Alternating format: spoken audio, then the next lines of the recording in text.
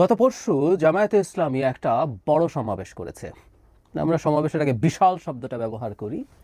সমাবেশটা জামায়াতের মানদণ্ডে বিশাল হয়েছে কিনা এই প্রশ্ন তোলাই যায়, কিন্তু বেশ বড় একটা সমাবেশ করেছে।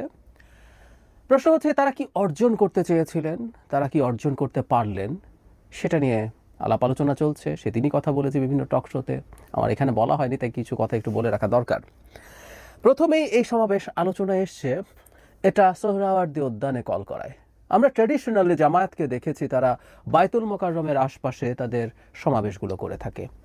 এই প্রথম তারা ওখানে করেছে এবং সম্ভবত তাদের প্রচারণায় ঐতিহাসিক শব্দটা তারা ব্যবহার করেছেন। আমি সোশ্যাল মিডিয়ায় কারো কারো লেখায় দেখলাম, আমার নিজের চোখে পড়েনি, তারপরেও আমি মনে করি এটা তারা করেছেন, কারণ কিছু রিলায়েবল মানুষ এটা লিখেছেন।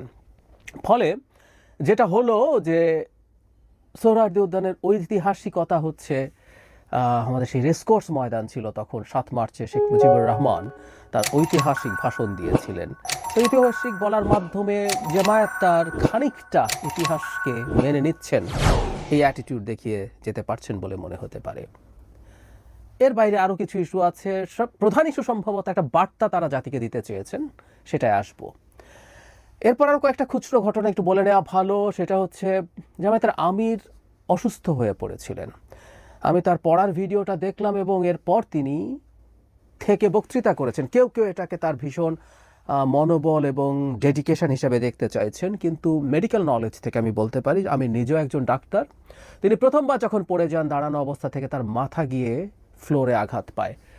আমি মনে করি এই ধরনের ইনজুরি খুব খারাপ কিছু হতে পারে। খুব উচিত ছিল মুহূর্তেই তাকে ওখান থেকে নিয়ে যাওয়া এবং দ্রুত তার ব্রেইনের কিছু স্ক্যান করা, কারণ কখনো কখনো এমন হয় ইন্টারনাল হ্যামারেজ খুব অল্প অল্প করে হতে থাকে, প্রাথমিকভাবে সমস্যা বোঝা যায় না, পরে সেটা বড় হয়ে ওঠে। প্রচুর কেস এরকম আমরা মেডিকেল কলেজে দেখেছি। উচিত ছিল না। তবে রাজনীতিতে সব কিছুই রাজনীতি। তিনি অসুস্থ হয়েছেন, তিনি যখন তার এরপরও বক্তৃতা করেছেন, এটা অনেকের কাছে একটা পজিটিভ বার্তা দিয়েছে। তিনি হয়তো সেটাই চেয়েছিলেন, সেটা খানিকটা হয়তো অর্জিতও হয়েছে। তারপরে কতগুলো ইস্যু, জনসমাবেশটা কত বড় ছিল, যথেষ্ট বড় ছিল কিনা, জামায়াতের মানদণ্ডে এটা বিশাল হয়েছে কিনা।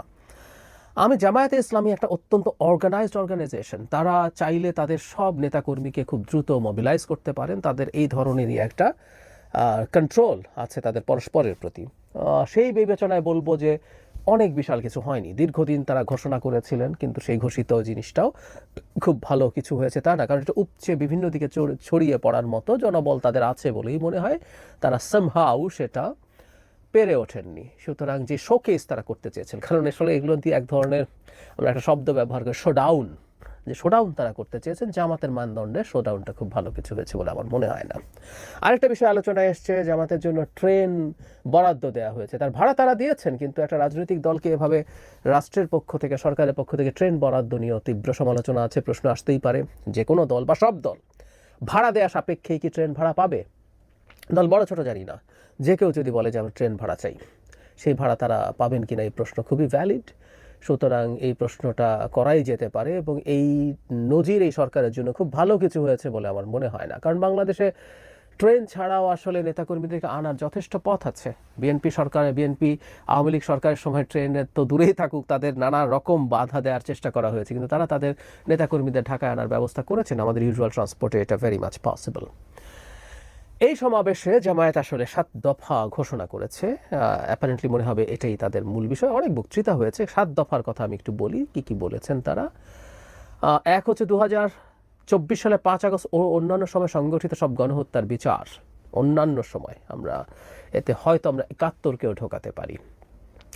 2, রাষ্ট্রের সব স্তরে প্রয়োজনীয় মৌলিক সংস্কার। 3, ঐতিহাসিক জুলাই সনদ ও ঘোষণাপত্রের পূর্ণ বাস্তবায়ন। জুলাই অভ্যুত্থান শহীদ ও আহতদের পরিবারের পুনর্বাসন। 5, জনগণের প্রকৃত মতামতের প্রতিফলন ঘটাতে পিআর পদ্ধতিতে জাতীয় নির্বাচন আয়োজন, প্রবাসীদের ভোটাধিকার নিশ্চিত। তারপর বলা হচ্ছে সব দল ও প্রার্থীর জন্য লেভেল প্লেইং ফিল্ড। এর মধ্যে কয়েকটা জিনিস, মৌলিক সংস্কার তারা এনসিপি এই আলাপে আছেই।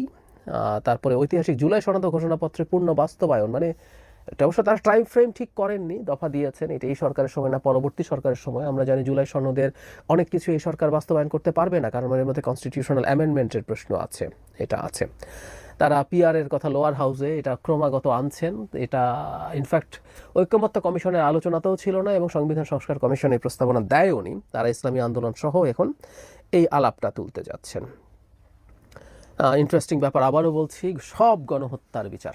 24 অবশ্য গণহত্যা হয়নি, আমরা টেকনিক্যালি কথাটা একটু, গণহত্যাকে যদি আমরা জেনোসাইড হিসাবে বুঝে থাকি তাহলে জেনোসাইড 24-এ হয়নি, 71-এ হয়েছে। 24-এ যেটা হয়েছে ক্রাইম অ্যাগেনস্ট হিউম্যানিটি হয়েছে, ম্যাস কিলিং হয়েছে, কিন্তু জেনোসাইডের যে ডেফিনেশন সেটা হয়নি। আর আমরা মনে রাখবো, আমি আগেও একদিন কথা বলেছি, এটুকু বলে রাখি, এমনকি একটা হত্যাকাণ্ড না ঘটেও জেনোসাইড হতে পারে। জেনোসাইডের একটা স্পেসিফিক টেকনিক্যাল ডেফিনেশন আছে যেটা জাতিসংঘের মাধ্যমে গৃহীত হয়েছে। যাই হোক, এখন এই 7 দফা কি নতুন কিছু? উত্তর হচ্ছে একেবারেই নতুন কিছু না। এগুলো আমরা ক্রমাগত জামায়াতের নেতৃবৃন্দের কাছ থেকে বিভিন্ন বক্তৃতায়, সমাবেশে, টকশোতেও শুনেছি। আমি জামায়াতের নেতারা এখন প্রচুর টকশোতে আসেন, তাদের সাথে আলাপ হয়, বিতর্ক হয়, সেখানেও শুনেছি। তো তাহলে কি অর্জন করতে চাইলেন? এই 7 দফার মধ্যে নতুনের কিছু নেই। হ্যাঁ, জামায়াত হয়তো লোয়ার হাউসে প্রপোর্শনাল রিপ্রেজেন্টেশন আবার জোরে সোরে চাইছে, এটা ওনারা আগে থেকেই চেয়েছেন। ওনারা ইসলামী আন্দোলনের যে সমাবেশ, সেই সমাবেশে গিয়েও একই কথা বলেছেন, তারা টকশোতেও একই কথা বলছেন। তো তাহলে নতুন কি? একটা বিরাট নতুন ব্যাপার আছে, এটা আমরা বলতে পারি। এই প্রবণতা শুরু হয়েছে ইসলামী আন্দোলনের সমাবেশের সময় থেকে। সেটা হচ্ছে বিএনপি, তার সাথে যুগপৎ আন্দোলন করা দলগুলো, বাম দলগুলো, এবি পার্টি, এগুলোকে এবার এই সমাবেশে ইনভাইট করা হয়নি। কেউ কেউ বলেন যে তারা লোয়ার হাউসে প্রপোর্শনাল রিপ্রেজেন্টেশন চান বলে দাওয়াত করা হয়নি। এগুলো ভুল কথা। বাংলাদেশে বিভিন্ন সময় রাজনৈতিক দলগুলোর সমাবেশ ছিল, সেগুলোতে বিভিন্ন অন্যান্য দলকেও ডাকা হয়েছে। সেই ডাকার কারণে তাদের কর্মসূচির সাথে ওই দ্বিমত থাকলে ডাকা যাবে না, এই আলোচনা কখনোই আসে নাই। এমনকি এনসিপিকে ডাকা হয়েছে। এনসিপি তো লোয়ার হাউসে প্রপোর্শনাল রিপ্রেজেন্টেশন চায় না, তারা আপার হাউসে প্রপোর্শনাল রিপ্রেজেন্টেশন চায়, তারা লোয়ার হাউসে আমাদের existing system first pass the post চায়। তো তাহলে এই যুক্তিও আসলে খাটে না।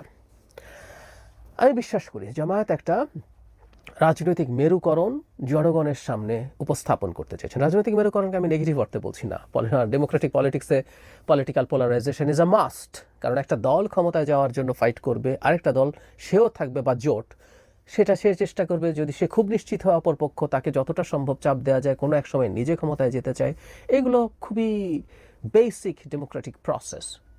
জামায়াত দীর্ঘদিন থেকে চেষ্টা করেছে ইসলামী দলগুলো সহ, সাথে আরও যাকে যাকে পাওয়া যায়, এনসিপি বা আরও কেউ যদি যুক্ত হতে চায়, তাদেরকে নিয়ে একটা জোট তৈরি করার জন্য, যে জোট বিএনপিকে খুবই সিগনিফিক্যান্টলি চ্যালেঞ্জ করতে পারবে।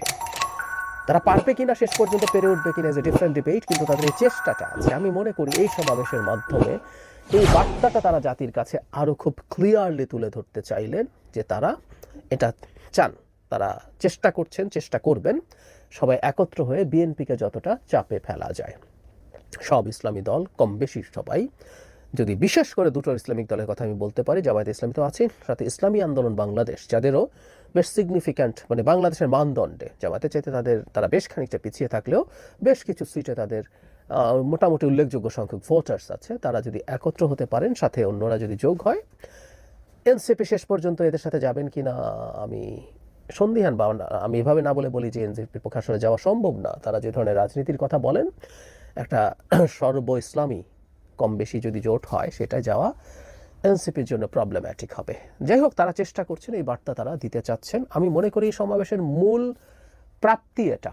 আর কিছু জামাত আসলে যা চেয়েছিল, বিশাল জনসভা করে অনেক কিছু অর্জন করা, সংখ্যা দেখানো, আমাদের এই সংখ্যা দেখার প্রবণতা আছে, এটা এখনও আছে। কারণ আমি দেখেছি জামায়াতের সমাবেশের শুরুর পর থেকেই বিভিন্ন পর্যায়ে ফেসবুকে জামায়াতে কেমন মানুষজন হয়েছে, সেই ধরনের একটা আলাপের চেষ্টা আছে। রীতিমতো সায়েন্টিফিক অ্যানালিসিস দিয়ে দেখানোর চেষ্টা করা হয়েছে। ওখানে 1 লাখের বেশি মানুষ হয়নি বা 1.5 লাখ মানুষ হয়নি, কেউ আরও কম বলছেন, কারণ সোহরাওয়ার্দীতে টোটাল কী হতে পারে ইত্যাদি ইত্যাদি। আমি বিতর্কে যাচ্ছি না, আমাদের চোখের এক ধরনের দেখা আছে। তো বহুদিন থেকে জামায়াতের দীর্ঘদিনের চেষ্টা, দীর্ঘদিন আগে ঘোষণা করা একটা সমাবেশ এর চেয়ে অনেক ভালো হওয়া উচিত ছিল, সেটাই তাদের অর্জন নেই।